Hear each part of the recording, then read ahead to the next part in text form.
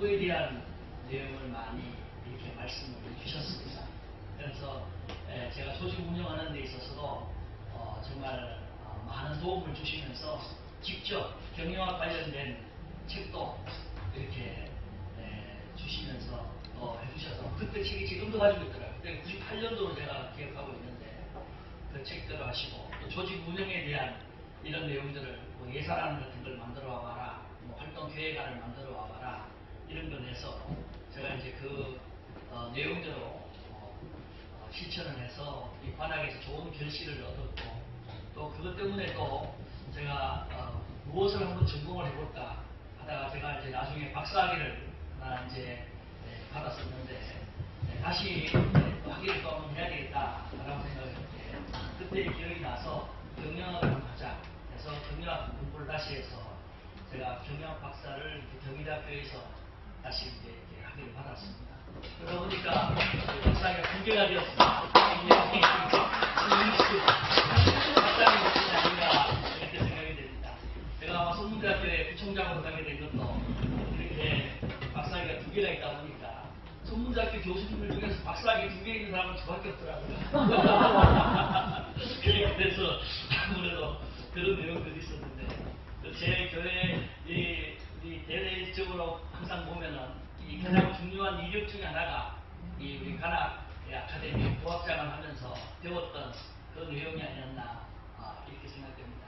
제가 이제 이 관악을 떠나서 또 통일부 통일교육위원도 하고 또 통일교육협의회 이사도 하면서 통일교육을 참 많이 받기도 하고 하기도 했습니다. 또 북한도 직접 다녀오기도 하고 북한에 가서 젊은이들하고 북한에 있는 지식인들과 통일에 관련된 내용을 많이 이야기를 나누기도 하고 그러면서 그들의 속내도 좀 알기도 하고 또 한편으로 보면은 살짝 가면성을 이라고 할까요?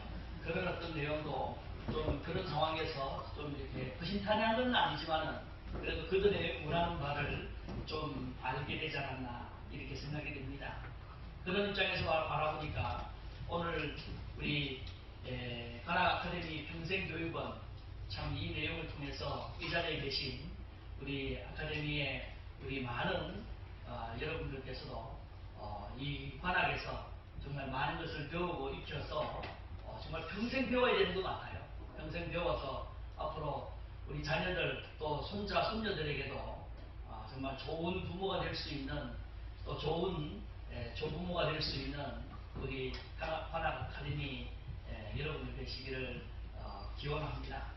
그래서 무슨 내용을 할까 하다가 아무래도 여러분들에게 조금 이야기할 수 있는 내용이 통일한국을 준비하는 내용이 좀 필요할 것 같아서 어떻게 하면은 이 통일에 대해서 준비할 것인가 하는 그런 내용들을 한번 살펴보고자 통일한국을 준비하는 우리의 자세라는 그런 내용을 가지고 여러분들 앞에 소개를 하게 되었습니다. 여러분 혹시 꿈을 가지고 계십니까? 제가 지역사회에서 이제 어제도 우리 지역에서 천안시에서 자유평화 포럼이 있습니다. 거기에 참석한 사람들 보니까 몇몇 사람들 한두 명 빼고 저보다 다 나이가 많으신 분들이더라고요. 그래서 이제 학교 성문대학교 부총장 입장에서 부탁을 하나 해달라고 해서 이야기했는데 그때도 제가 물어보았습니다. 여러분 꿈이 있냐고 하니까 뭐 다 늙었는데 무슨 꿈을 가지냐고 이렇게 이야기를 하시더라고요. 그렇지 않다는 겁니다. 꿈이 있는 사람은 나이와 관계가 없다는 겁니다. 고구려 시대에 정말로 고구려가 세계적인 강국이 되기 위해서는 명림답부라는 분이 계셨습니다. 이 명림답부라는 분은 조의 선언이라는 선언이라는 그런 직책, 조의라는 내용은 이제 벼슬 중에 말하면 9등급입니다. 제일 낮은 등급의 그런 벼슬을 가지고 있습니다. 하지만 굉장히 존경받았던 그런 분이었던 것 같아요. 선인이라는 이름을 가졌으니까요. 그분이 나라가 어려웠을 때, 고구려가 어려워졌을 때 정말 혁명을 일으켰습니다. 그때 나이가 몇 살인지 아십니까? 94이었습니다. 94.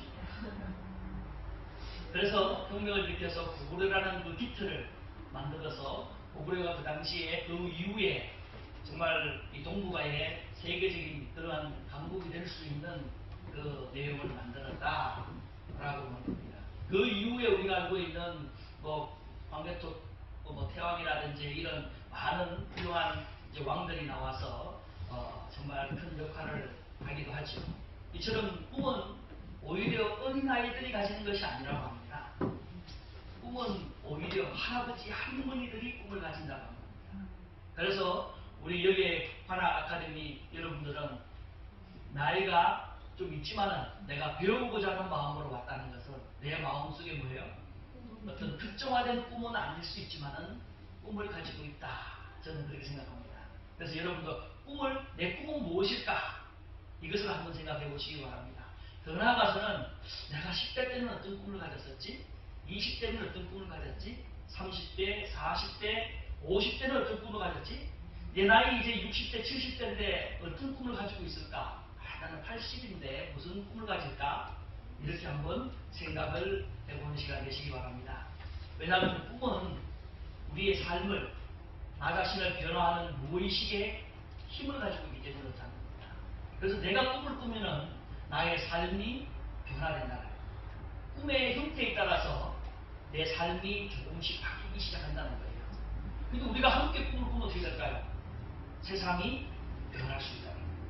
세상을 바꾸어 나갈 수 있다는 거예요. 나쁜 사람의 꿈을 꾸면 어떻게 되죠? 세상이 나쁘게 변한다는 거예요. 그렇지 않겠습니까? 조직 폭력배가 꿈을 꾸었어요. 우리가 서울시를 장악하자. 이런 꿈을 꾸었어요. 그 조직을 점점 확산시켜요.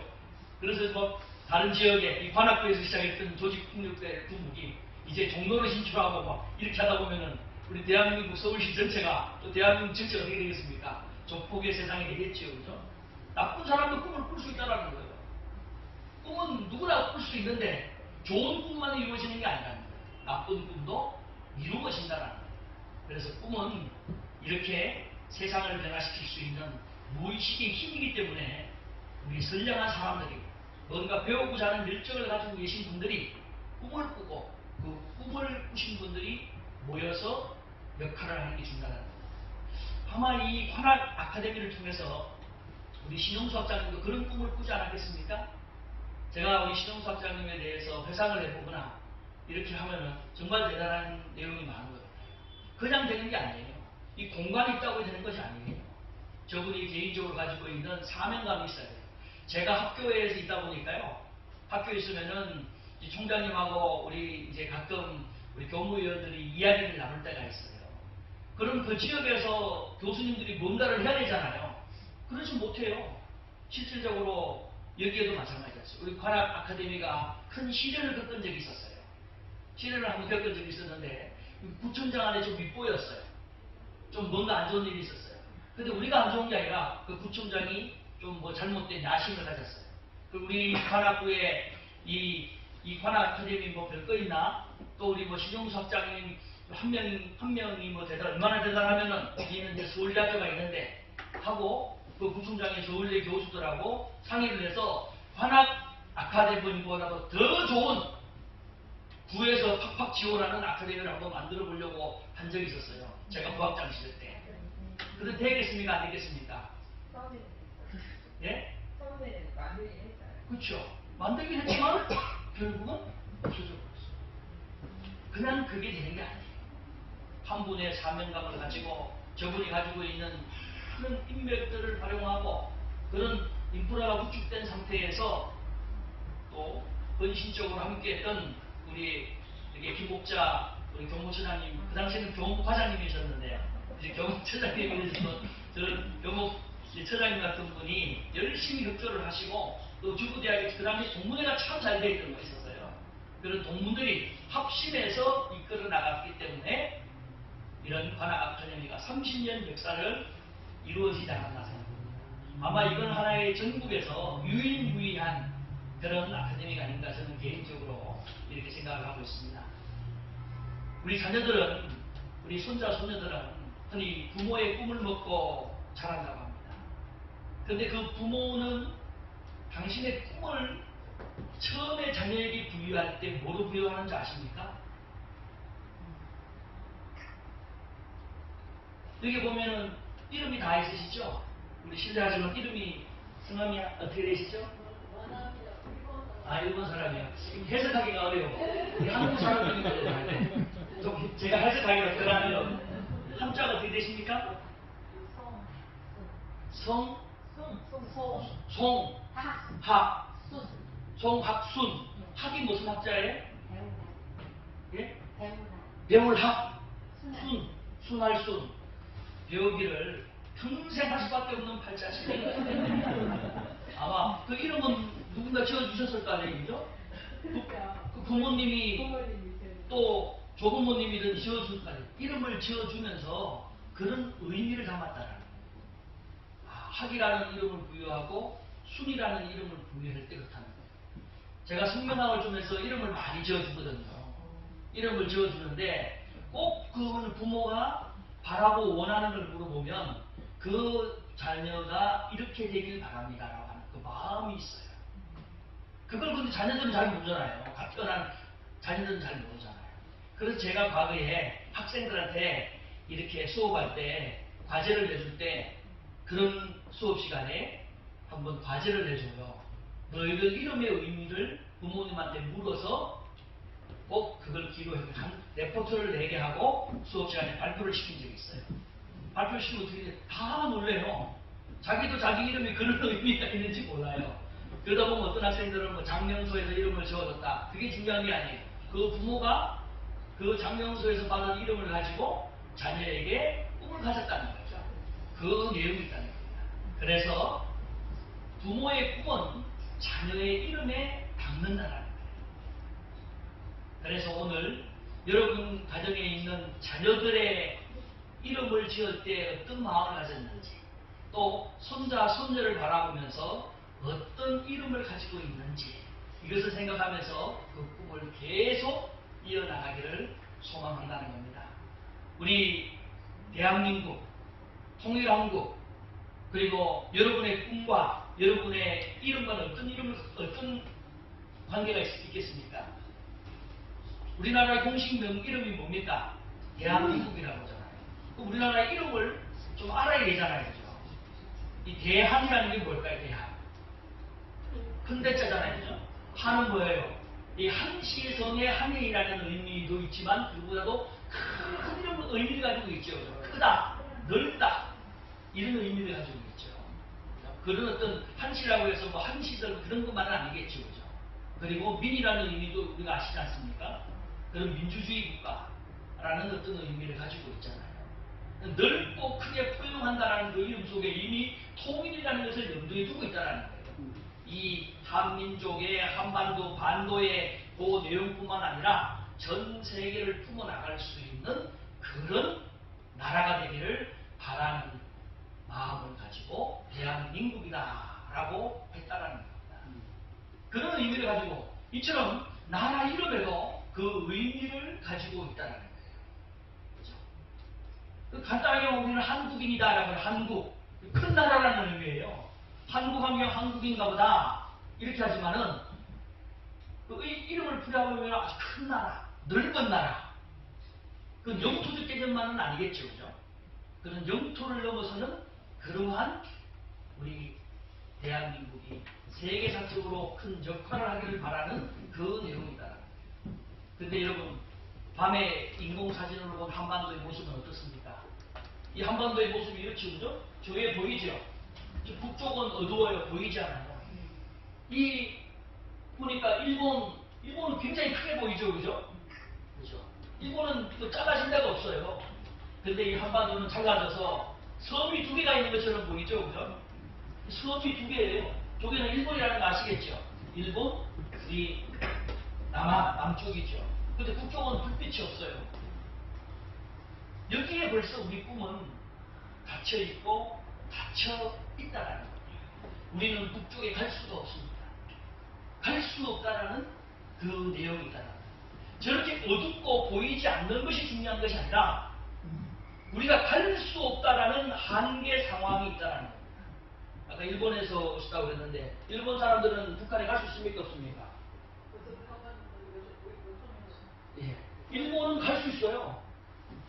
일본 국적을 가지고 있는 사람은 일본에서 정당하게 비자와 발권을 해서 북한에 들어가요. 우리 남한에 있는 사람은 갈 수 있어요? 없어요?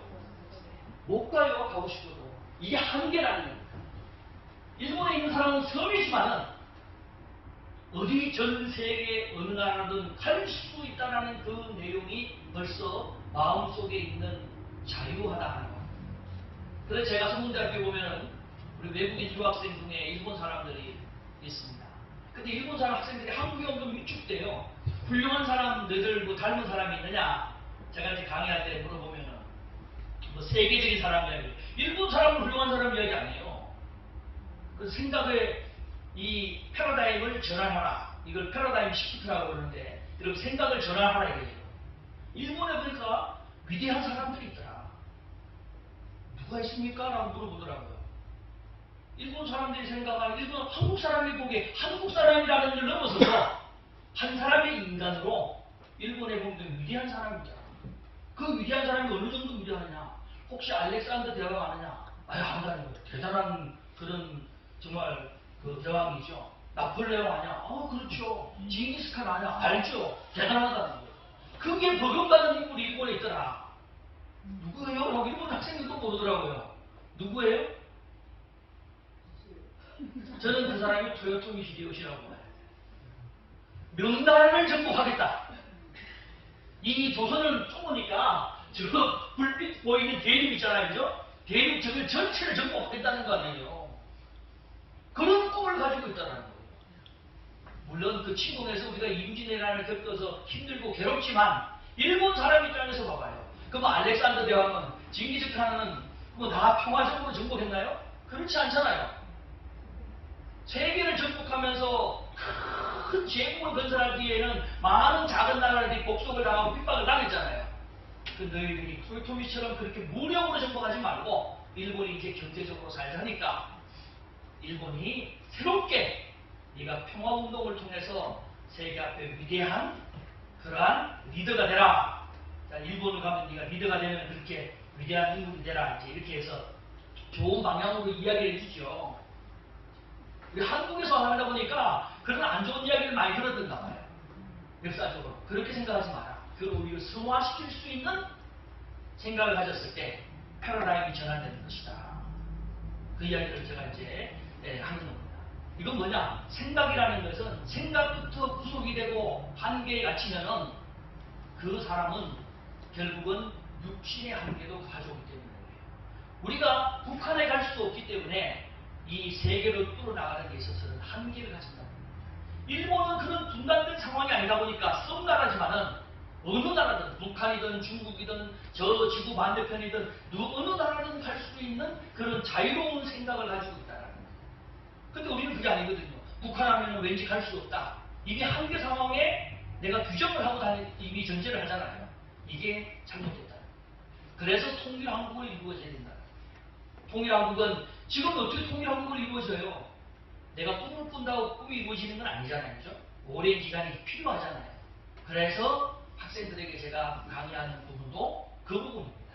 어제 이제 그분에 계신 분들한테도 제가 강의했던 내용이 그 부분이에요. 꿈을 가지라는 겁니다. 우리 비록 60이 넘으시고 70이 넘으시고 80이 넘으시는 분들에게 제가 올해 한국 나이로 59입니다. 저도 이제 한 달 40일쯤 지나면 저도 이제 육수가 되니까 육자가 나는데 보니까 대부분이 60대, 70대시더라고요. 예, 제가 막내 입장에서 우리 60 먹고 70 먹으신 분에게 하겠습니다. 근데 한 분이 나와서 뭐 광고한다고 나오시더라고요. 나오시다 보니까 천안에 있는 교회 목사님인데 저보다 2살 어리더라고요. 아니 이러다 보니까 저보다 어린 분이 몇 분 계시더라고요. 그래서 이제 그랬는데 이렇게 생각의 한계를 먼저 벗어나는 겁니다. 그래서 그걸 알려주기 위해서 하는 겁니다. 그리고 별건 아닙니다. 남북 통일이 되면 통일한국이 되면 어떠냐? 골드만 삭스의 보고서에 의하면 이미 우리 대한민국은 내수시장이 형성된다는 겁니다. 8천만 명의 인구를 형성하기 때문에 G7을 추월한다고 이야기합니다. 독일이나 프랑스, 영국 같은 그런 중견 국가와 같은 나라가 된다는 겁니다. 얼마나 대단합니까? 그냥 우리가 이 세계적으로 이 중국, 러시아, 일본 강대국 틈바구니에 있는 작은 나라가 아니라 실질적으로 세계를 이끌어가는 그러한 중견 국가로 발전할 수 있다는 겁니다. 더 나아가서는 세계 3대 투자 전문가라고 할 수 있는 짐 로저스는 이렇게 말했습니다. 짐 로저스는 뭐라고 이야기하냐면 통일한국이 되면은 경제대국이 되는 것, 인구 8천만 명, 이것보다 더 중요한 것이 세 가지가 있다고 얘기했어요. 그 세 가지가 뭔지 아십니까? 첫 번째는 뭐냐면은 우리 대한민국은 이미 한류로 브랜드 가치가 세계적이지 않느냐 이거예요. 그죠? 세계 7위 이상의 브랜드 가치를 가지고 있는데 남북 통일되면은 이미 한류 문화는 세계적으로 될 수가 있다. 자기 딸이 홍콩에 살고 있는데 홍콩에 이번에 한국 간다고 그러니까 아빠는 세계적인 인물이니까 꼭 부탁 하나 할게요. 그 부탁이 뭘까? 웬만하면 내가 들어줄 수 있는데 그게 뭔지 아십니까? 세계 3대 투자 전문가니까 경제적으로 엄청난 부자죠. 근데 그 딸이 아빠한테 부탁하더래요. 딱 듣는 순간, 야, 이거 내가 할 수 있을까? 라고 고민되더라는 겁니다. 블랙핑크를 사인을 좀 받았다. 블랙핑크 팬이라고 사인을 받았다고 그랬어요. 그 고민이 되더래요, 이제 본인이. 그만큼 전 세계적으로 한류 문화, 한류 드라마는 세계적이라는 거죠. 이게 첫 번째 내용이라는 거죠. 두 번째는 뭘까요? 인구 8천만 명의 중견국가가 설명했잖아요. 그죠? 그런 경제 강대국이 되기 때문에 오히려 일본과 중국의 입장보다도 더 경제적인 내용들이 우수한 입장이 될 수 있다라고 진보로서는 두 번째로 봤어요.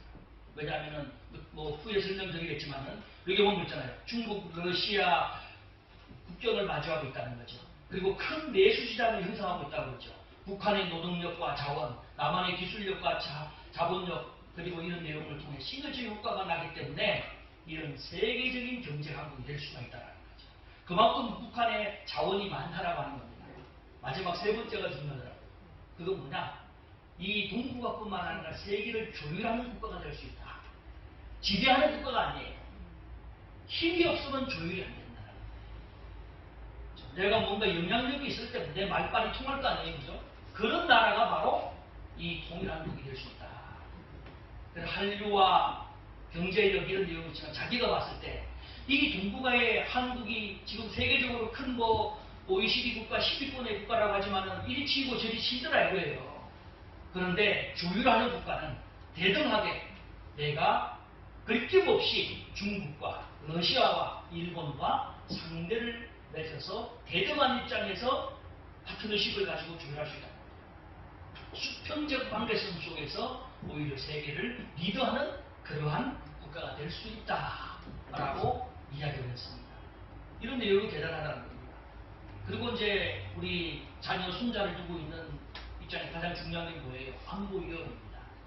안보 위협이 사라진다는 거죠. 군대가 많이 감소하게 되고 북한의 그런 어떤 개발이 되고 저도 북한 가보면은요 평양을 지나고 나면은 다 비포장이에요. 그래서 실질적으로 제가 대학원 다닐 때 저하고 저보다 1년 선배인데 같이 친한 형 중에 하나가 도로공사에서 기획실장을 하는 사람이 있었어요. 근데 이제 그 사람이 갑자기 기획실장이 된 것이 아니라 창원 쪽에 이게 지사에서 지사장을 하다가 이제 일정 기간 되면은 이제 본사로 가기도 하고 이렇게 순환보직을 하나 봐요. 근데 이제 도로공사 기획실장으로 임명이 되어서 왔어요. 근데 가니까 첫 번째 출근하는 날 딱 출근하더니만 그게 담당하는 그 위에 최고 책임자가 앞으로 당신은 1년 동안 이 기획실에 오지 말고 어디로 출근하냐고 하냐면 세종연구소에 가서 출근하라고 그러더라고요. 그 내가 왜 세종연구소에 가지? 가보니까 아마 그때가 박근혜 정부 당시였단 말이에요. 통일이 되면 어떤 효과가 있을까 하는 것을 연구했다는 거예요. 도로공사 차원에서 연구를 하는데 이 내용을 자기는 도로공사에서 업무를 공부했지 잘 몰랐잖아요. 근데 대학원 중에 저하고 좀 친하다 보니까 통일 관련된 사업을 하고 있다는 걸 제가 알고 있으니까 하루는 저를 만나 설명해 주더라고요. 가보니까 철도공사, 도로공사, 온갖 공사 사람들은 다 모여 있는 거야. 파견근무돼서 1년 동안 거기서 근무하는 거예요. 그러면서 연구하는 게 통일되면 어떠냐? 북한 자기는 가보지도 않았는데 북한에 대해서 뭐 연구를 해보지 않았는데 1년 동안 그걸 해보라고 그러니 이걸 어떻게 하면 좋겠냐? 근데 간 이야기를 했어요. 제가 이야기를 했죠. 그래서 계속 그 선배하고 계속 이야기를 나누면서 놀란 게 뭐냐? 이야, 앞으로 남북 통일이 아니라 남북한이 교류만 돼도 우리 도로공사는 대박이라는 거예요. 대한민국 도로공사 품질이 전국 아니 전 세계 최고기 때문에 그렇다. 그렇죠? 그런데 어떻겠습니까? 그 북한의 도로노를 생각하니까 아주 그것 말고 어마어마한 노동력이 또 경제력이 창출되지 않겠습니까?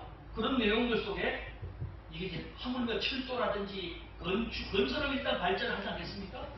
이런 내용 속에서 많은 군대에 가지 않았던 인력들이 어디로 간다고요? 이런 정말 국가를 발전시키는 사업에 투입된다는 겁니다. 뭐 통일되면은 경제적 비용이 많아져서 또는 이런 내용들 속에서 그러면 많은 실업자가 생기지 않느냐. 이게 벌써 한계야. 남한만 생각하거든. 북한의 엄청난 그 시장은 생각하지 않는다. 이게 바로 안보 위협이 없어지게 되면은 남아지는 노동력은 인구들은 인재들은 북한 개발의 재건 사업에 투자할 수 있는 그러한 내용이 된다는 겁니다. 또 세 번째는 뭐 분단의 아픔이 치유되고 남북한 이산가족이 상봉되고 뭐 이런 내용은 많이 들어봤을 거라고 생각됩니다. 그리고 이제 아까 말씀드렸던 남한의 기술과 북한의 자원이 이제 결합하는 그런 내용들을 가지고 있다는 겁니다. 북한의 광물의 그 종류가 얼마라고요? 5,800조의 가치를 가지고 있다고 이야기하고 어떤 사람은 뭐 1경 이상의 그 경제적 이익의 가치를 가지고 있다는 겁니다. 그래서 한국의 기술력이 북한의 자원과 하나 된다면 세계 제1의 경제 대국으로 성장 가능성이 충분히 있다고 하는 지금 로저스의 말을 이미 학자들은 검증이 돼 있어요. 그런 내용들을 한다. 그러니까 중국에 왜 반대를 할까요? 중국에서 남북 통일을 좋아하지 않잖아요. 왜 그럴까요? 아니 그게 얼마나 그 보물 창고가 거기 이제 그걸 하겠어요? 아니 금강석이 있다. 광석을 개발을 해서 그 광석을 북한에서 그걸 가공해서 금괴로 만들어서 금반지로 만들까지 그렇게 잘하거든요. 금강석만 그냥 가져가버려요. 그럼 어디서 그걸 하죠? 중국에서 하는 거예요. 그걸 우리가 한국에 사면 어떻게 되죠? 우리는 비싼 값에 사는 거야. 그럼 북한은 어떤 이익이 있죠? 그냥 광석 판구밖에 이득이 없어요. 북한에서 그걸 하려면 뭐가 됩니까? 포항 제철과 같은 그런 어떤 금광석을 녹일 수 있는 공업단지가 있어야 되죠. 공업 기술이 필요하잖아요. 철광석, 금광석 모든 이 광물 자원을 할 수 있는 공업단지가 있어야 된다는 거예요. 그렇죠. 그게 필요 없으면 광석 캐가지고 가면 되니까. 보물 창고를 두고 있는데 그게 되겠습니까? 그런 내용들을 가지고 있다는 거예요. 이런 내용들 속에서 남북 통일이 되면은 남한의 기술과 북한의 자원이 결합하면 어마어마한 경제적 가치를 가지고 있다는 겁니다. 또 더 나아가서는 언어문화 역사적 동질성을 회복하게 된다는 겁니다. 고조선 고구려 발해 제가 2004년도에 성문대학교 학생들을 데리고 중국에 한 50여 명을 데리고 갔습니다.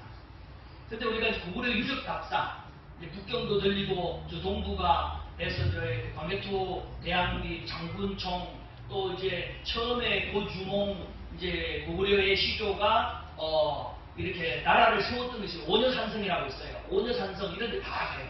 산성에 가니까 그 부지가 3만 평이야. 산 위로 올라가요. 산 위에 3만 평이 있어요. 산 꼭대기에. 이게 제가 정확히 지금 기억이 안 나는데 한 1000몇 메타의 산이에요. 산 꼭대기에 큰 분지가 하나 있더라고요. 거기에서 살았었어요. 여기 이 산길 계단을 올라가는 거예요. 험한 길이죠. 그 계단 올라가는 그때서 처음에 나라가 시작했더라고요.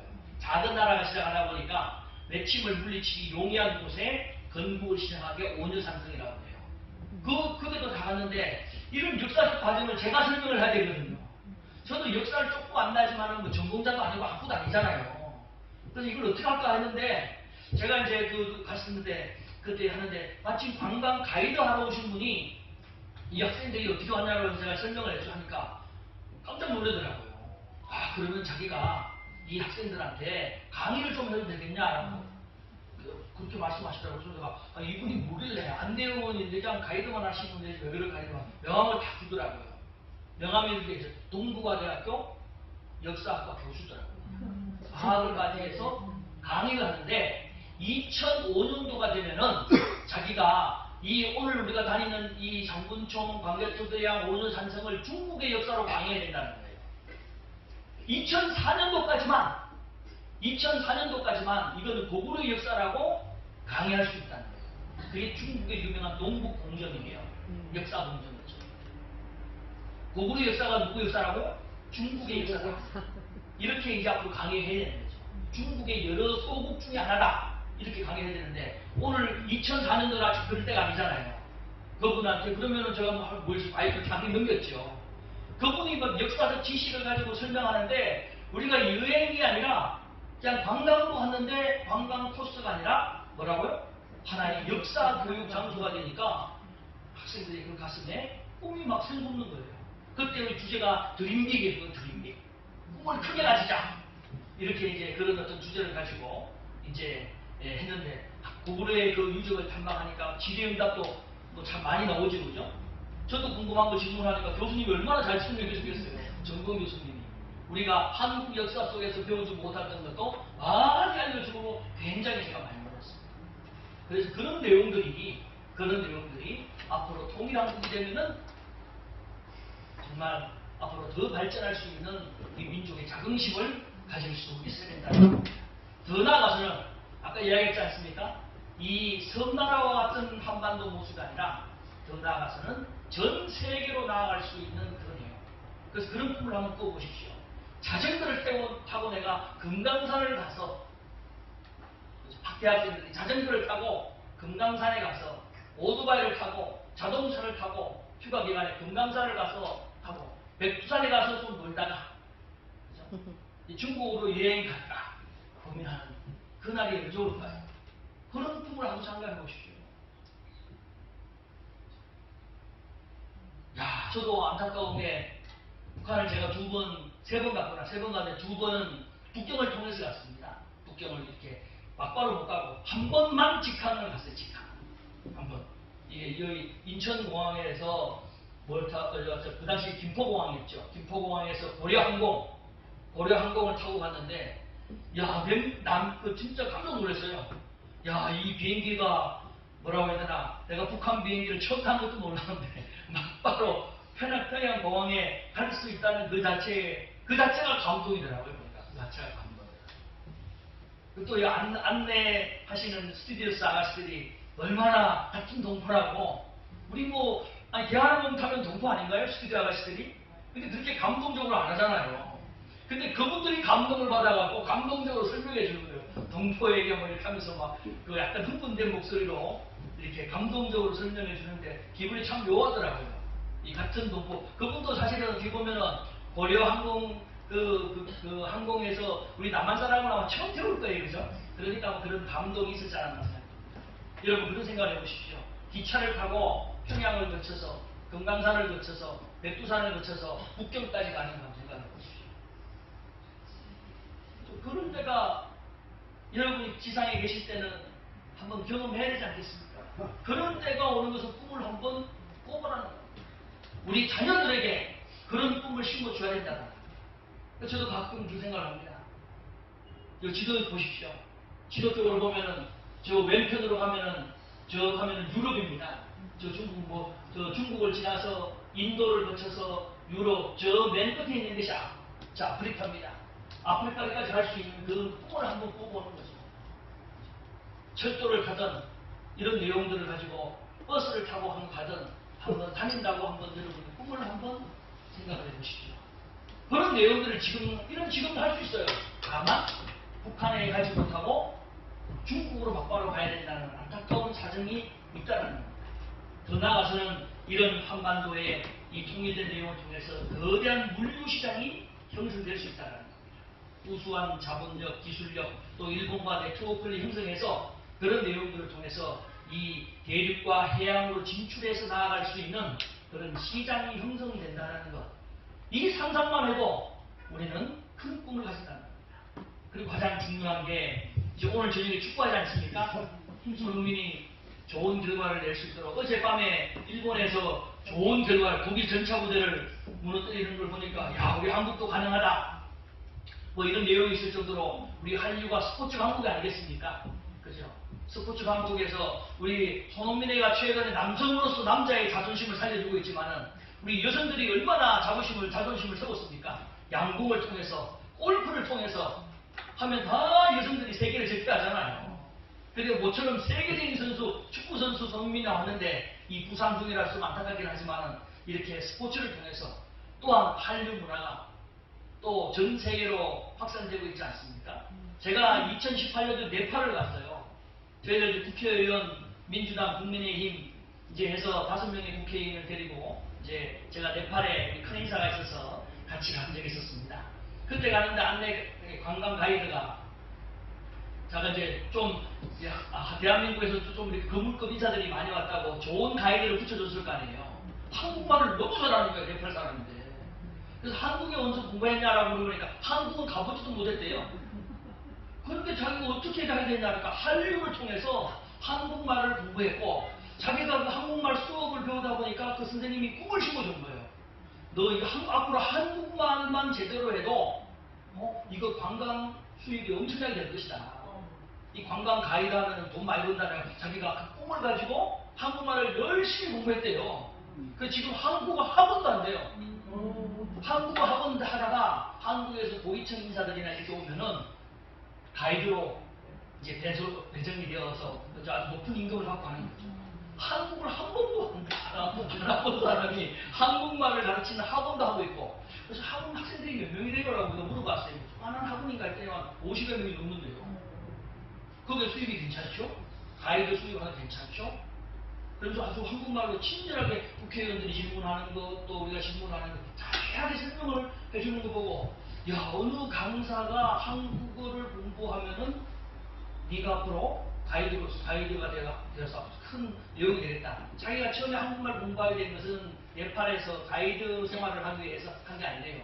한국 가서 일하기 위해서 미리 배워두면 한국 가서 정말 그 직장에 계신 상사분한테 사랑받겠다 싶어서 열심히 공부를 하기 시작했다는 거예요. 근데 한국을 한 번도 안 하고 돈을 많이 벌고 있으니까 이제는 한국은 일하러 가고 싶지 않고 관광하러 가고 싶대요. 어떻게 보면 그 자기 나름대로의 이 한류 문화를 통해서 꿈을 이루고 있는 사람 아니겠습니까? 그죠? 한국에 일하러 가기 위해서 한국말을 배우려고 하다가 이제는 한국말을 저보다도 잘하는 것 같더라고요. 그런 사람이 되었으니까 이제 한국은 뭐 하라고 일하러 가는 게 아니라 관광하러 가고 싶다. 이런 말을 할 정도로 꿈이 좀 더 크게 발전했잖아요. 그만큼 한류 문화가 이 BTS라는 그 내용을 통해서 한류 드라마, 한류 영화 이런 것이 세계적인 문화 스포츠 이 남한만 가지고도 이런데 만약 통일되면 어떻게 될까요? 더 아주 멋진 드라마, 더 문화 예술 또 스포츠가 나오지 않겠습니까? 이런 내용들을 꿈꾼다는 겁니다. 우리가 지금까지 이렇게 꿈과 희망을 가졌지만 현실은 어떻습니까? 현실은 우리 현실을 돌이켜보면 그렇지 못하잖아요. 이 세계적 상황은 우크라이나가 이런 어려운 상황이 있지 않습니까? 러시아가 우크라이나 침공하는데 이 침공했던 그 배경을 보면은 우크라이나 자체가 나라가 나누어지지 않았지만은 마음적으로 나라가 나누어져 있었더라고요. 제가 이 최근에 알았던 것이 아니라 2019년도에 우크라이나에 간 적이 있었어요. 우크라이나에 가서 그 젊은 사람들하고 대화를 하고 이렇게 이야기를 하다 보니까 그렇더라고요. 보니까 여기 보면 지도에서 그렇잖아요. 즉 파란색 부분이 친서방파예요. 즉 유럽을 지향하는 사람들 EU에 가입해야 된다. 요게 오른쪽 편에 있는 나라는 친러입니다. 저 약간 붉은색 계통하고 파란색이 다 합쳐서 뭐라고요? 우크라이나예요. 우크라이나인데 이렇게 나라가 우리 한국처럼 이렇게 뭐 남북한처럼 이렇게 나눠져 있다는 거예요. 근데 국경이 나눠져 있는 것은 아니에요. 근데 요 크림반도 있지 않습니까? 요거를 보나요? 요 크림반도. 요 크림반도는 친러 쪽에 있었어요. 그러니까 소치는 요 러시아잖아요, 러시아. 러시아에서 요걸 2004년도에 공격을 해서 크림반도를 먹어버렸습니다. 그런데 우크라이나 친러 사람이라서 그런지 몰라도 여기에서는 난리가 났는데 여기서는 그냥 조용했어요. 근데 우크라이나 땅덩어리가 우리 대한민국의 한 10배, 남한의 한 10배 정도 됩니다. 나라가 크다고 요 크림반도가 얼마나 나는 땅을 가십니까? 갈 거 없어요. 좀 하네요. 경상도밖에 안 돼요. 그렇게 작은 지역이지만 우리 대한민국에서 독도 하나 가지고 지금 난리잖아요. 그렇지 않다는 거예요. 우크라이나 사람들은 이 크림반도를 빼앗긴 것에 대해서 너무나 큰 충격받았어요. 그런데 이 서방에서 아무도 신경을 안 써요. EU에서도 신경을 안 써요. 근데 2019년도에는 젊은 층들은 두 가지를 도망가지고 있었어요. 하나는 외세에 대해서 왜 EU나 나토가 우리를 지켜준다고 그랬는데 왜 안 지켜주는가? 제가 물어봤죠. 아니 자기 나라를 자기가 지켜야지 왜 다른 나라가 지켜줘야 됩니까? 라고 물어봤어요. 러시아하고 독일하고 프랑스 이런 EU의 강대국들이 협의를 했대요. 우크라이나가 핵폭탄을 얼마나 많이 가지고 있냐면은 그 약 70%를 가지고 있대요. 옛날 구소련의 70%를 우크라이나 지역에 있었어요. 그런데 이것을 핵폭탄을 우크라이나 가지고 있으니까 유럽도 불안하고 러시아도 불안할 거 아니에요. 한 개만 가지고 있어도 불안한데 70%를 가지고 있잖아. 그럼 어떻게 됐죠? 협약을 맺었어요.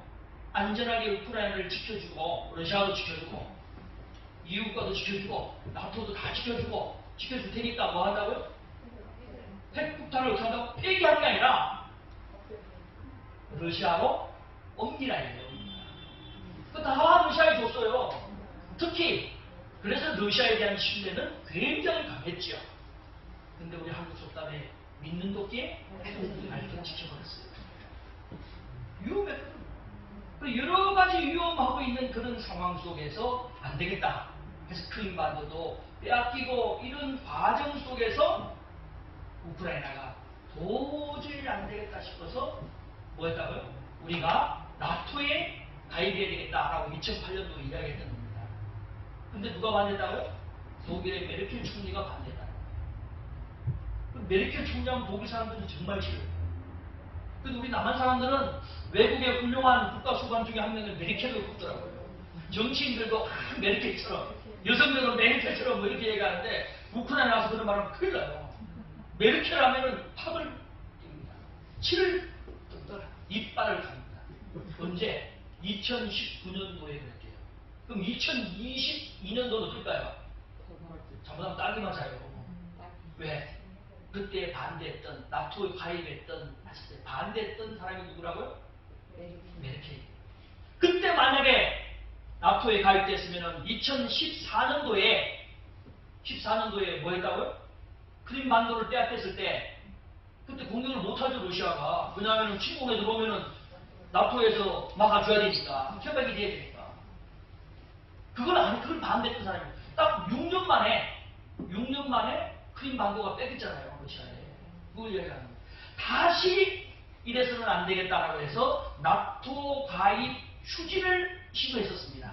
그랬더니 노란색 불에 뭐라고 읽혀놨어요. 젤렌스키 우크라이나 대통령은 19일 언제냐? 요게 2022년 1월 19일 트위터를 통해 엔스 나토 사무총장과 통화하고 6월에 나토 정상회의에 참석을 논의했다. 나토 가입 의지를 강조했다라고 동아일보에 2022년 1월 21일 날 발표가 났어요. 그때 그리고 나서 2022년 2월 24일 날 전폭적으로 공격을 했습니다. 가입하기 전에 공격을 한 거죠. 러시아도 바보는 아니에요. 그죠? 가입되고 나서 전쟁하면은 나토하고 싸워야 되잖아요. 나토라는 게 뭡니까? 나토라는 게 뭐예요? 나토라는 거는 미국을 포함한 유럽의 EU 국가가 가입되어 있던 북대서양 방위조약이거든요. 어느 한 나라가 침공당하면 같이 지켜줄게. 이런 조약과 같다는 것입니다. 그러면 이런 침공 속에서 러시아는 어떤 입장을 가지고 있느냐? 옛날 소련의 연방과 같은 체제를 부활을 하려고 하는 그러한 내용을 가지고 있었기 때문에 가능하다는 겁니다. 또 푸틴 대통령은 2024년도에 대선이 있어요. 자기의 입지를 좀 더 강화하고자 하는 그런 내용이 있다는 거예요. 강한 러시아. 표토르 대제와 같은 그런 강력한 군주와 같은 그러한 모습을 어필해야지만이 하는데 이 전쟁을 이렇게 같이 돌았죠. 그런데 2019년도 저는 알았어요. 뭐라 했다고요? 두 번 다시 우리는 당하지 않는다. 그 두 번째. 뭘 불만 가지고 있다고요? 외세에 불만 가지고 있지만 또 하나는 뭐라고요? 기성세대가 우리한테 한 게 뭐냐? 전쟁터에 끌려가서 죽은 사람은 다 젊은 사람이잖아요. 그러니까 우크라이나 기성세대들이 뭐 했다 이거예요. 러시아가 우리를 지켜줄 거라고 하지 않았냐 이거예요. 근데 결국 크림반도 빼앗겼고 젊은 사람, 저도 그거 가봤어요. 이게 분양하는 데 있지 않습니까? 장미꽃 이렇게 놓고 그 젊은 장병들 사진 전사한 장병들 사진 그 묘지가 우크라이나 그 시내에 있어요. 그 가보면은 야 거기에 많은 사람들이 와서 꽃을 넣고 가고 기도하는 사람들이 젊은 사람들이 있습니다. 그 사람들 가슴 속에 그런 물불이 있어요. 하나는 외국에 대해서 지켜주겠느라고 약속을 믿든 매선을 믿지 말자. 이제 우리가 해야 된다. 하지만 일단 크림반도를 빼앗겼던 건 결과잖아요. 그럼 우리 여기에 우크라이나의 기성세대는 뭐 했냐 이겁니다. 이걸 젊은이들 가슴 속에 있다. 이제는 세계도 못 믿고 러시아도 못 믿고 다른 나라도 못 믿겠다라는 마음을 가지고 있었다. 그래서 이 러시아와 우크라이나 전쟁이 이처럼 오래 갔는지도 몰라요. 뭐가 필요하다고? 뭐가 지금 진행 중이라고요? 우크라이나 국민들에게는 결사항전의 의지를 불태우기 시작했다는 거예요. 만약에 2014년도에 러시아가 크림반도를 공격하지 않고 직접 우크라이나를 전체를 공격했으면 달라졌을지도 몰라요. 우크라이나 전쟁은 빨리 끝났을 거예요. 빨리 항복했을지도 몰라요. 그런데 지금 2022년도 이렇게 오랜 기간 전쟁이 끄는 이유는 이미 2014년도 크림반도 이후에 국민적 의지가 똘똘똘똘 뭐로 가지고 있다고요? M60을 가지고 있다. 그렇기 때문에 아직까지 전쟁은 끝나지 않고 있는 이런 내용이다. 열악한 상황 속에서도 나타나는 겁니다. 또 한 가지 문제가 있어요. 우리 한반도 위에는 러시아만 있는 게 아니라 중국이 있어요. 중국에 최근에 2022년 10월 16일 날 베이징 인민당 대회에서 대만에 대해서 이렇게 말했습니다. 우리는 평화 통일이라는 비전을 위해 최대한 성의와 노력을 견지하겠지만 무력 사용을 결코 포기하지 않을 것이고 모든 필요한 조치를 취할 수 있는 옵션을 가질 거다. 무력으로 공격을 하겠대요. 통일을 위해서는. 언제? 10월 16일 날. 그럼 왜 갑자기 시진핑이 이렇게 이야기했을까요? 바로 한 달 전에 2022년 9월 14일 날 법안이 통과되었습니다. 뭐냐면은 미국 상원 의원이 추진해서 대만 정책 법안을 통과시켰어요. 그것도 민주당과 공화당이 우리 대한민국으로 말하면은 민주당과 국민의힘이 연합해서 법안을 다 얘기했어요. 통과되겠어요? 안 되겠어요? 뭐 쉽게 통과되겠죠. 합의됐으니까. 그렇게 해서 뭐 했냐면은 대만을 비나토 동맹국으로 지정을 해서 4년간 45억 달러, 5조 8,700억 원을 안보 지원하겠다라고 했어요. 언제? 9월 14일 날. 그리고 대만이 지금 유엔 가입국이 아니잖아요. 그런데 이거 뭐라고 했어요? 대만이 국제기구에 복귀할 수 있는 기회를 제공한다고 했어요. 이야, 이런 법안을 발의한 입장에서 보면은 중국 입장에서는 뭐예요? 충격적이지 않겠습니까? 그러니까 10월 16일 날 딱 한단 말이잖아요. 그죠? 인민당대회에서 무력 사용을 결코 포기하지 않을 것이다. 조금 전에 아까 우크라이나 비슷하죠. 그죠? 우크라이나가 나토 가입하려고 6월에는 뭔가 협의를 해보려고 하니까 그냥 2월 달에 선제 공격을 해버리잖아요. 그 대만도 위험한 상황이 있다라고 합니다. 동북아에 그런 내용이 있는데 이런 간단한 개발적인 내용입니다만 홍콩 만원하고 나서 경제적으로 중국이 엄청난 경제적 이득을 가졌어요. 대만을 합병할 경우에는 어떤 이득을 가질까요? 대만이 보통 잘 사는 나라가 아니에요. 세계 21위 국가예요. 우리 한국보다는 좀 그렇지만은 한국 못지않게 잘 되는 게 있어요. 반도체입니다. 반도체. 반도체 생산이 세계 1위입니다. 점유율이 21.4%입니다. 2위는 어느 나라일까요? 대한민국입니다. 3위가 일본입니다. 4위가 중국이에요. 그러면은 대만과 중국을 합치면은 그렇죠? 36%, 약 37%의 점유율을 가지면서 세계 반도체 시장을 완전히 장악해요. 요즘 반대체가 없으면 어떻게 되죠? 어려워요. 자동차에도 반도체가 들어가고 반도체 안 들어가는 게 없어요. 모든 자동차, 비행기부터 시작해서 모든 우리가 실질적으로 필요한 내용의 반도체가 안 들어가는 것입니다. 그러면 그 내용을 통해서 세계를 장악할 수 있는 요소가 된다는 거죠. 이런 엄청난 경제적 이득을 가지고 있다는 겁니다.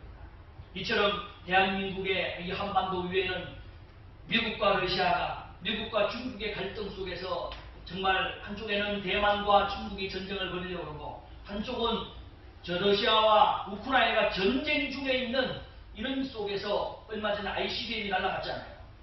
ICBM이 날아가서 뭐 했습니까? 이 ICBM이 이제 미국 본토에 공격할 수 있는 사정권을 확보하게 되었다고 이야기합니다. 그죠? 이제 너희들이 우리를 급박하면 우리는 본토로 한양해서 해변을 저장해서 쏘아겠다는 거잖아요. 그런 내용들을 가지고 있는 이 동북아의 전쟁이 평화 통일은 그저 어려운 상황에 있는 것이 현실이라는 겁니다. 그런 속에서 러시아, 중국, 북한, 남한과 일본과 미국이 서로 이 대치되고 있는 이런 상황 속에서 어떻게 하면 통일을 향해 나아갈 수 있을 것인가. 우리가 이 대립적 구도 속에 대립만 능사인가, 이것을 고민해 봐야 된다는 겁니다. 특히 한반도가 어려웠을 때 70년 전에 6.25 전쟁이 있을 때 유엔이 큰 역할을 했어요. 그래서 유엔군 참여해서 여기 그림 보세요. 이 낙동강 전투함이에요. 부산하고 이 경상도 지역만 조금 남았고 이 다 언덕 빨갛게 그렸잖아요. 중국과 소련이 개입함으로 말미암아 이제 어려움을 겪었잖아요. 그죠? 이런 내용에 우리 전쟁 세대도 있을 거예요. 전쟁은 직접 경험하신 분도 여기 계실 거예요. 이런 어려움을 겪어서 유엔군이 참여해서 이런 쪽으로 해서 다시 회복을 했잖아요. 근데 유엔군이 제 역할을 했다는 겁니다. 유엔군의 역할은 어떻다고요? 여기 보십시오. 뭐라고 했습니까? 유엔군은 평화 유지와 전쟁 예방을 위한 재반 활동을 하겠다, 이런 것이 유엔의 내용입니다. 또 뭐라고요? 빈곤 국가나 자연재해, 인권을 보호하는 그런 것이 유엔의 역할이라는 거예요.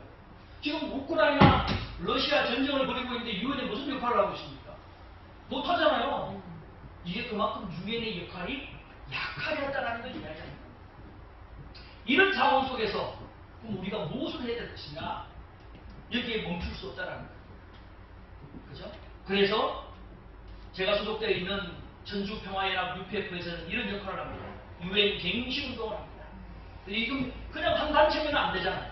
이 관악 아카데미지만은 이 관악 아카데미가 관악에서만 머물러 있지 않고 서울시 전체에 영향을 미치고 대한민국 전체에 영향을 미치고 있고 더 나아가서는 세계의 민간 교육원으로 영향을 미친다고 생각해 보십시오.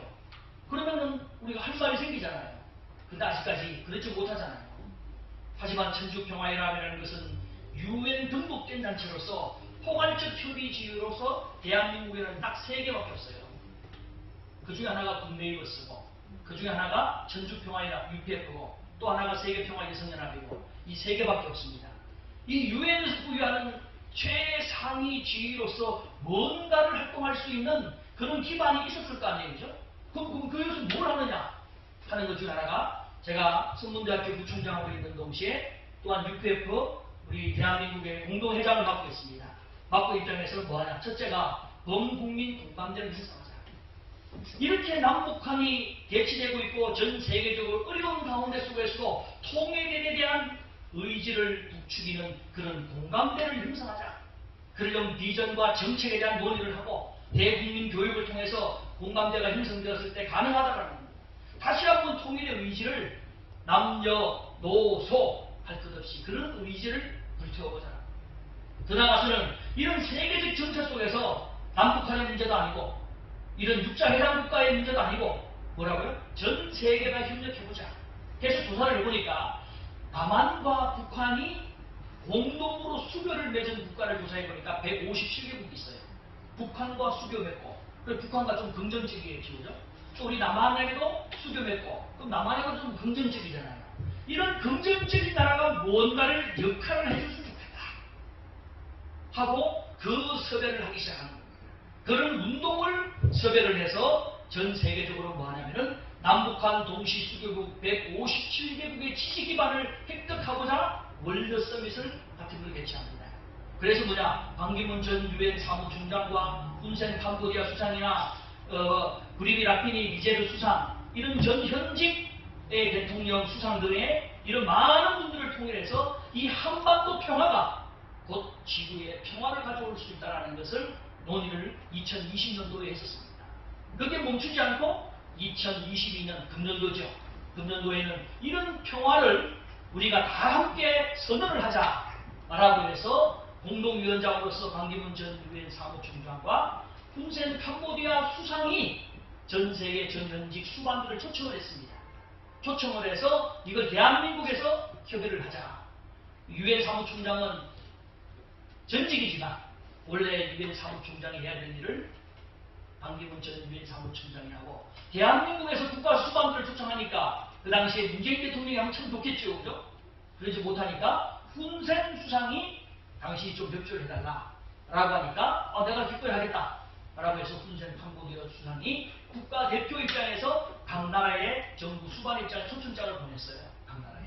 그래서 전현직 국가 수반들이 이렇게 한 150여 명의 사람들이 참석을 해서 한반도 평화에 대한 내용을 가지고 이야기했고, 또 민간단체의 많은 사람들이 함께 모여서 어떻게 하면 이 동북아의 이 문제를 해결할 것인가 하는 평화 통일을 논의했다는 겁니다.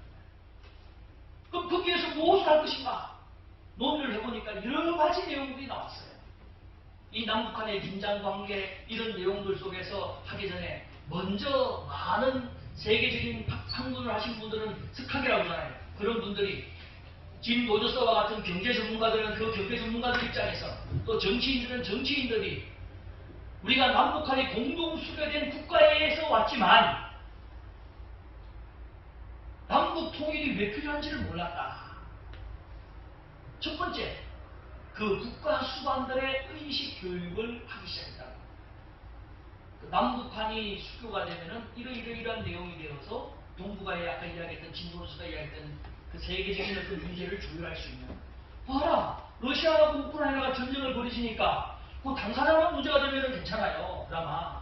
근데 우리 대한민국 영향 안 받습니까? 아니에요. 곡물 때문에, 심지어는 식용유 때문에 우리가 고민을 하잖아요. 전 세계 경제가 어렵잖아요. 그러면 메르켈 총리가 왜 그러면은 푸틴의 손을 들어줬을까요? 우크라이나가 나토 가입하려고 하는데, EU에 가입하려고 하는데 왜 반대했을까요? 간단해요. 아니, 당신 탈선표 던지면은 당장 나는 가스밸브 잠그겠다 이거예요. 저 그 이야기를 들었을 때, 아니 뭐 가스값 잠근다고 해서 얼마나 될까 하다가 얼마 전 나왔잖아요. 한 달에 가스비가 120얼마 나온대요. 120몇만 원 나온대요. 도시공사에서 우리 관악 주민들에게 한 달에 가스값을 120만 원씩, 100만 원씩만 부여하면 아마 여기서 난리가 날걸요. 당장 거리 붙이나 경호할걸요. 그걸 가지고 협박을 하는 거예요. 야, 그런 내용들 속에서 국제관계를 조율할 수 있는 그런 내용을 누군가는 해야 되는데, 그 누군가가 누구예요? 유엔이 해줘야 된다는 거예요. 그 유엔이 하지 못하니까 유엔의 암묵적 협의를 지원을 받은 전주평화연합 UPF가 유엔 가입단체로서 경제사회의 최고 포괄적 협의 지위를 가진 단체로서 그 역할을 하는 거예요. 그만큼 유엔이 힘이 없다는 거예요. 이런 내용을 통해서 157개국의 국가 수반들에게 평화 통일의 의지를 교육하는 거고, 더 나아가서는 그분들이 바라고 소망하는 게 뭘까요? 그러면 남쪽에 있는 사람들이, 북한에 있는 사람은 잘 모르겠지만 남한 사람들이 통일에 대한 의지가 있느냐? 이게 중요하다는 거잖아요. 그죠? 그런 공감대를 형성해야 된다 라고 해서 그런 내용을 교육을 하고 있습니다. 그런 교육을 이제 UPF 차원에서 하고 있는데, 뭐 이런 효정이라는 그 기반을 가지고 하고 있습니다. 가장 핵심적인 게 효입니다. 효. 남북한이 공동으로 좋아할 수 있는 가치체계가 뭘까? 라고 했을 때 이 효를 기반으로 해서 우리가 한번 전개를 해보자 하는 내용입니다. 그럼 왜 효인가? 라고 물어보더라고요. 하면 고민 타고나잖아요 라고 이야기하더라고요. 근데 제가 선문대학교에 총장으로 하기 전에 이 장학사업을 하는 단체에서 이 근무를 했었는데 이때 홍일식 박사님을 모신 적이 있었어요. 이 홍일식 박사님은 이제 고려대학교 총장을 역임하시고 우리 대한민국의 대표적인 이제 학자이시고 또 보니까 저희 아버지하고 나이가 동갑이시더라고요. 그러다 보니까 좀 제가 조금 이제 마치 부모님 모시듯이 잘 모셨으니까 저를 참 예뻐해 주셨어요. 예뻐해 주면서 많은 것을 이야기했어요. 그분이 뭘 이야기하냐면 이렇게 이야기했어요. 지금 우리에게 가장 절실하고 시급한 과제는 붕괴되고 해체되어가는 가정의 복원이다.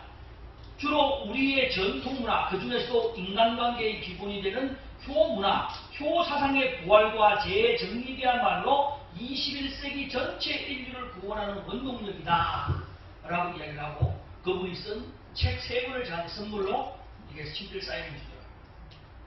들으면서도 참 좋은 내용입니다. 라고 하지만은 그분이 그런 내용하고 제가 남북통일하고 무슨 관계가 있습니까? 제가 이렇게 물어보았어요. 물어보니까 중요한 관계가 있다. 아, 그렇습니까? 하면서 이제 이야기를 설명해 주시는 거예요. 본인이 중국에서 연구를 한 적이 있었다. 중한대사전, 중국어와 한국어를 이렇게 번역해서 우리 일한, 영한 이런 사전 있지 않습니까? 그런 것처럼 최초로 중한대사전을 집필하기 위해서 국경에서 공부를 한 적이 있었답니다. 프로젝트 사업을 한 거죠. 거기서 하다 보니까 국경대학에서 있다 보니까 거기에는 우리 한민족이 3계층이 있대요. 첫째, 조선족, 중국 동포족이요. 조선족은 우리 한국 국적이 아닙니다. 중국 동포로서 우리 한민족이죠.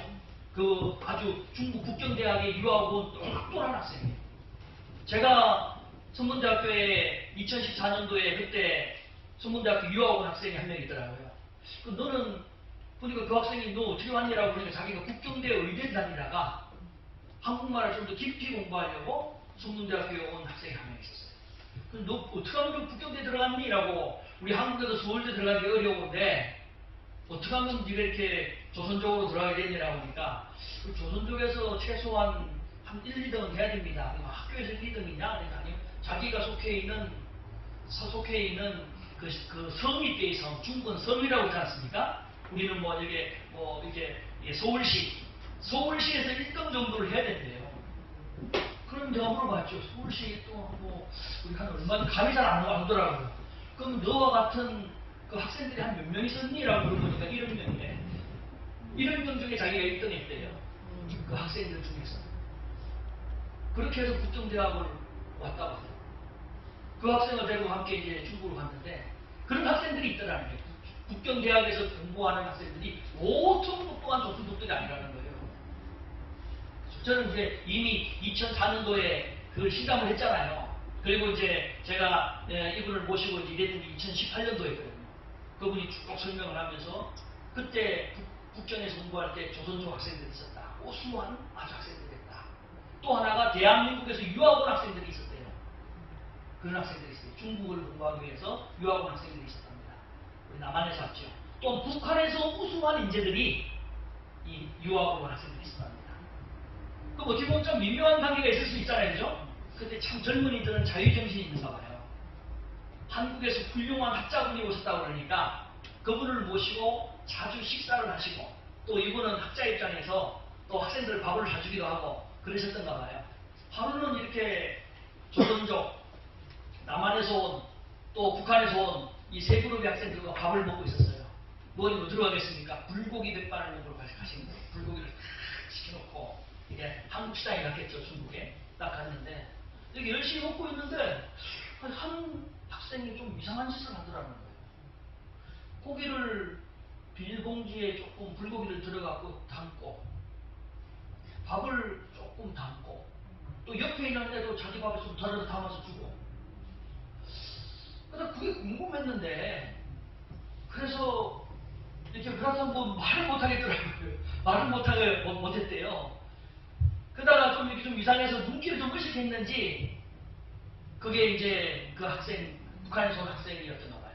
그 학생이 선생님 죄송합니다 하면서 막 울면서 이야기하더래요. 자기 아버지가 자기가 오래전에 어릴 때 돌아가셨는데 북한에 있을 때 흰 쌀밥 한 먹는 게 내가 소원이었다. 따뜻한 소고기국 한번 끓여 먹는 게 소원이었다. 그런데 오늘 이 친구의 이 학생의 아버지가 제삿날이었나 봐요. 그 제삿날이라서 아버지 생각하니까 이게 자기가 아버지 제삿날, 아버지는 평생 한번 흰쌀밥 못 먹어봤는데 그 생각이 묵하는 마음이 생겼던가 봐요.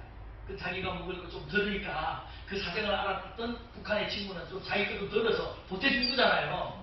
고기도 좀 해서 하얀 쌀밥에 이게 소고기, 맛있는 소고기를 얻으면 아버지가 좋아하실 것 같아서 이런 마음이 들어서 그랬습니다. 죄송합니다. 하고 다시 주섬도 꺼내려고 그러더래요. 괜찮다. 그거는 네가 가서 먹고 내가 오늘 쇠고기로 아직 요리하지 않은 그걸 내용을 불고기를 싸서 주고 공깃밥도 아주 좋은 걸로 새 것으로 줄 테니까 오늘은 네가 마음껏 먹고 와라 하니까 너무 고마웠다 보니까 자연스럽게 나오는 게 뭐예요? 북한 사람들은 효 왜 이렇게 부모에 대해 생각하냐? 중국 사람들은 왜 이렇게 생각하냐? 하는 남한의 학생이 할 말이 없더래요. 남한의 학생들만 효를 잃어버리고 있는 거예요. 북한의 학생은 효에 대해서 그렇게 간절하게 아직까지 북한이 솔직히 그런 이야기를 하는 거예요. 조선족도 북한 사람들도 남한보다 가난하잖아요. 경제적으로는. 그렇지만은 우리는 자부심이 있잖아요. 우리는 전통 문화를 지키고 있습니다. 남한은 뭐예요? 전통 문화를 잃어버리고 있다. 우리가 그걸 가지고 있는 자부심입니다. 그때 그분이 큰 깨달음을 가지고 열심히 한국에 들어와서 관련되다 보니까 효 문화에 대해서 많이 연구를 하게 되잖아요. 그분이라고 해서 뭐 고려대 총장도 하고 하셨지만은 그냥 이렇게 대학에서 강단 지내는 것이 아니라 많은 고려대학교 젊은이들과 통일에 대한 이야기를 나누면서 이 통일의 핵심 가치를 뭐로 잡을 것인가 고민했을 때 이 통일로 해야 되겠구나. 통일의 핵심 가치는 효로 해야 되겠구나 생각이 들어요. 제가 그 말씀을 한번 조사를 해봤어요. 조사를 해보니까 이런 내용이 있더라고요. 기독교 보면은 기독교잖아요. 기독교 효 체계를 위해서 북한 주체 사상을 한번 분석을 해봤어요. 북한 주체 사상의 효를 분석해 보니까, 북한의 주체 사상에서도 효를 강조하고 있더라는 거예요. 이게 뭐예요? 효는 남북한이 공유하는 문화적 통합체라는 것을 알겠다는 거예요. 북한에서는 주체 사상이 살펴보았듯이 지배 이데올로기로서 북한 주민의 중요한 세계관으로서 뭐가 효가 자리 잡고 있다는 거예요. 북한에는 그냥 우리가 주체 사상 무섭게 보잖아요. 그게 아니라는 거예요. 효를 강조하는 이 전통의 가치관을 가지고 있기 때문에 김일성을 뭐라고 그러죠? 어버이 수령이라고 해요. 우리나라는 어버이날이라고 하잖아요. 그죠? 그 어버이 수령의 그 백그라운드에는 뭐가 있다고요? 효. 그렇기 때문에 김일성 수령에게 우리가 자녀의 입장에 있기 때문에 효도를 다해야 된다. 그게 뭐예요? 사회를 지배하고 있는 이데올로기라는 거예요. 그걸 이야기하고 있잖아요. 그러면은 남한에도 효가 강조되면은 남북한이 그래도 이 효는 전통으로부터 내려왔던 우리 한민족의 맥을 가지고 있는 전통 사상이고 이거는 일본 사람은 효를 싫어하나요? 아니에요. 제가 서울대학교 유학원 아프리카 학생들한테 물어봤어요. 아프리카인 학생들한테도 자기가 한국에 와서 정말 이렇게 맛있는 거 먹을 줄 몰랐대요. 근데 그거 이렇게 하더라고요. 야, 아프리카 학생이 그 이야기를 하더라고요. 한때 한국에 뭐 금수저, 흑수저 이런 이야기 나왔잖아요. 수업 시간에 토를 하는데 그 얘기를 했었어요. 그 학생이 그러더라고요. 교수님, 한국에 태어난 것만 해도 금수저입니다. 한국에 태어났다는 사실만 하고 자기 입장에서는 금수저예요. 그럼 왜 그러냐, 그걸 쫙 설명하는 거예요. 한국에 와서 보니까 한국의 저 아프리카, 저 케냐라든지 세네갈이라든지 이런 나라에서 들을 때 상황하고 너무 다르다는 거예요. 그때만 하더라도 그냥 한국이라는 나라가 그냥 좀 잘 사는 나라구나 했는데 여기 와보니까 아프리카에서는 상상도 못하게 잘 산다. 보통 자기가 먹을 수 없는 걸 한국에서는 그냥 먹더라는 거예요. 사먹을 수 없는 걸 한국 사먹더라는 거예요. 그 자기는 이건 불가능할 줄 알았대요. 그런데 한국에 와서 아르바이트만 조금 하니까 그만큼 수익을 얻을 수 있더래요. 이야, 한국은 기회의 나라구나. 우리 옛날 우리 부모님 세대들이 미국 가면 기회의 땅이다. 뭐 이런 이야기 있잖아요. 그런 내용을 이야기합니다. 이것이 바로 효라는 겁니다. 그러면서 생각하는 게 뭐예요? 아유, 나만 잘 먹고 잘 살자, 이게 아니에요. 아프리카에 있는 우리 부모님, 아프리카에 있는 나의 동생, 가족들을 생각한다는 거예요. 이게 바로 가지고 있는 효라는 겁니다. 그래서 국민 공감대 형성의 첫 번째 가치관 정립은 뭐예요? 효에 대한 가치를 정립하자. 우리 자녀들이, 우리 부모들이 자녀를 대할 때 어떤 가치관을 가지고 있냐. 그 효에 대한 것뿐만 아니라 형제 간에는 뭐예요? 부모를 효로 대하는 형제 속에서 형제 간에 정이 넘치고 사랑이 넘치는 그런 내용을 가지다는 거죠. 부부 간에도 마찬가지죠, 그죠? 부부 간에. 제가 예전에 이 관악에서 부학자로서 우리 신홍수 학장님이 가끔 특강할 기회를 주셨어요. 특강할 때 제가 꼭 물어봤어요. 이게 다시 태어나면은 현재 남편들하고 사시겠습니까? 라고 물으면 대답이 없어요. 그럼 손을 들어보라고 그러죠. 손을 들어보니까 주춤주춤하다 한 사람 들면은 손을 들기 시작해요. 제 기억으로는 80% 이상이 다시 태어나면은 이 남자하고 안 산다는 게 많았어요. 그리고 제가 다시 태어나면 이 남자하고 살겠다는 사람은 또 생각이 궁금하잖아요. 그래서 물어봤죠. 물어보니까 그럼 다시 태어나면 현재 남편하고 왜 삽니까? 뭐 좋은 게 있습니까? 사랑합니까? 라고 하니까 내가 평생 30년, 40년 이상 이 사람하고 이게 발맞춰 나가느라고 이제 미운 점, 고운 점 다 부르더라고요. 그런 거 정 때문에 다시 태어나가고 다시 새로운 남자하고 30년, 40년 정 붙이고 만드는 게 너무 힘들 것 같다는 거예요. 그게 힘들어서 차라리 내가 현재 남자 데리고 사는 게 낫겠다고 생각합니다. 제가 집에 가서 물어봤습니다.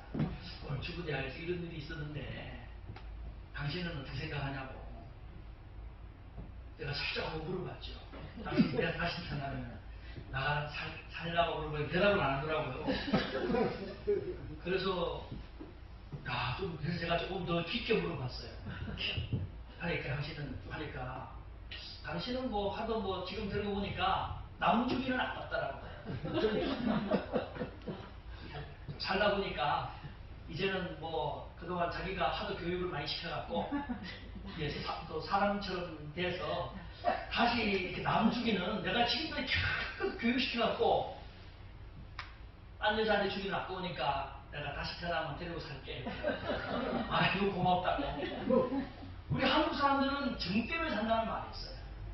친구 간에도 우정이라고 그러지 않습니까? 부부 간에도 이 정이라는 건 굉장히 중요한 것 같아요. 그래서 부부 간의 이 정, 형제 간의 정, 이 두 가지를 합쳐서 뭐라고요? 효정이라고 합니다. 효정. 이 효정을 중심 삼고 새로운 가치관을 한번 정립해보자. 그래서 우리 사회의 통합된 의지를 가지고 한번 나가보자는 겁니다. 그래서 여기에 뭐 성문대학교 근학이념입니다. 제가 오늘 이거 설명할까 하다가 말고요. 애천의 애국의 근학이념, 뭐 경천사상, 경천, 뭐 이렇게 홍익인간, 한민족의 전통사상 있지 않습니까? 광명사상, 뭐 이런 거 다 넘어가고, 또 이 통일한국을 위해서는 우리 함께 남한과 북한이 잘 살자는 공생의 길, 그리고 함께 번영하자는 뭐 공영의 길, 또 윤리 도덕국가, 이게 효정으로 기반하는 그러한 내용이라는 겁니다. 이런 한반도의 그 가치관 정립을 우리가 유폐업에서 꾸준히 하는 겁니다. 요거는 2주 전에 이제 제가 속해 있는 그 지역을 중심하고 제가 대전 충청에 속해 있지 않습니까? 거기에서 평화 포럼을 했었습니다. 그때 한 게 뭐냐면은 청년 정치인들, 우리 또 대학에 있으니까 청년들이 정치에 참여하는 게 뭘까? 그 세계 청년 정책을 한번 그런 어떤 미래를 한번 바라보는 그런 내용을 한 적이 있었습니다. 요것이 이제 발전하면은 TV조선과 연계해서 이제 포럼 형식으로 해서 방송에 나오기도 하는 이런 내용들도 우리가 이제 있었습니다. 그런 내용을 하고, 그리고 이제 이런 행동을 우리가 국민운동을 통해서 행동을 해보자. 그래서 UPF의 중요한 행동 중 하나가 산소 내국입니다. 이거 2019년도까지는 전국적으로 굉장히 잘 되어 있던 내용인데 코로나 관계로 많이 어려움을 겪다가 저희를 금년 지난 10월 20일 날 제가 소속되어 있는 이제 대전 충청에서도 이제 마이산, 지난해 있는 마이산에 가서 우리가 1,200명이 이렇게 함께 이런 큰 행사를 하면서 힐링하자. 코로나로 힘들었지 않냐? 산에 가서 힐링하면서 남북 통일을 한번 외쳐보자. 해서 대한독립 만세를 우리 천안에서 했지 않냐. 대한독립 만세를 했는데 대한통일 만세운동을 전개해보자. 그래서 그런 어떤 같이 대한통일 만세 이런 운동도 한번 해보고 이런 통일운동의 국민적 공감대를 조성하고 있다는 겁니다. 더 나아가서는 전 세계적으로 우리가 피스론을 해보자. 우리가 아직까지는 불가능한지 모르지만 휴전선으로 자전거 타고 가는 것은 어려울지 몰라도 일본 사람들이 북한에 가서 자전거를 한번 타보자. 이런 걸 하는 겁니다. 러시아가 지금 전쟁 때문에 못 가지만 그 전쟁 이전에는 러시아, 우크라이나 전 세계를 다니면서 자전거는 순수한 사람의 힘으로 다니는 거잖아요. 그죠? 그런 걸 통해서 우리 세계 평화운동을 한번 전개해보자 하고 매년 전개해서 한 10년째 이런 내용을 하고 있습니다. 감사하게도 언론에서도 이런 것을 잘 다루어 주어서 우리 제가 있는 대전 충청 지역에서도 이것을 활성화시키고 있는 국민 공감대 형성입니다. 그리고 실질적으로 이건 국민 교육을 해야 된다. 그래서 어제도 자유평화 포럼과 연계해서 이 평화대사를 평화애원 교육을 저희들이 끊임없이 이런 내용을 하고 있는 겁니다. 그래서 때로는 젊은 사람들, 또 때로는 여성들, 또 때로는 우리 정말 이 나라에 대한민국을 건국하고 이 오늘 이렇게 정말 잘 살아가는 나라를 만들게 된 대한민국을 만들기 위해 수고했던 그 기반을 우리가 다시 한번 만들어보자 라는 그러한 내용을 평화대사 교육을 하고 있는 그런 내용들입니다. 이런 내용들을 전체적으로 우리가 평화애원 캠페인을 통해서 통일 준비를 위한 평화 포럼으로 발전시켜서 활동하고 있는 내용이 있습니다. 또 저는 또 천안에 살고 있기 때문에 제가 이제 김시민 장군이 충무공 김시민 장군이 있습니다. 우리가 이순신 장군만 많이 알고 있는데 진주 대첩의 영웅 김시민 장군을 추모하는 그러한 내용을 통해서 우리가 국민 정말 공감대 형성을 합니다. 왜냐하면 김시민 장군이 조선 한반도 전체를 지켰다 이겁니다. 그죠? 남한만 지키지 않았다 이겁니다. 그런 내용을 통해서 제가 그게 또 공동대표를 맡고 있기 때문에 그런 운동을 전개하고 있습니다. 이처럼 157개국의 연대 협력을 통해서 또 범국민 공감대를 형성을 통해서 우리가 이제 나라가 부강해지면 강해지면 이 중국과 러시아와 미국과 일본의 강대국에 이렇게 끌려가고 저렇게 끌려가는 그런 나라가 아니라 세계 평화를 이끌어가는 지름길로 나아가는 데 있어서 우리 대한민국이 중요한 역할을 할 수 있다라고 보는 겁니다. 그래서 유엔이 하지 못하는 것, 세계가 영향을 끼치지 못하는 내용에 우리 정말 통일한국의 그 가치를 가지고 세계와 국제연합을 이끌어가는 견인차 역할을 우리 대한민국이 통일한국이 한번 해보자라는 취지를 가지고 우리 열심히 하고 있습니다. 또한 대학에서도 성문대학교를 중심 삼고 이런 내용을 열심히 하고 있습니다. 혹시 우리 관악에 계신 분들도 서울대를 들어가겠다 그러면 제가 할 말이 없지만 서울대가 아니라면 우리 성문대학교에 관심을 가져주시고 자녀들과 손자, 손녀들을 많이 보내주시면 저에게 연락을 주시면 제가 만나서 꿈과 희망과 미래의 비전을 잘 가르치는 그러한 입장이 되겠습니다. 오늘 제 부족한 강의를 끝까지 들어주셔서 감사합니다. 감사합니다.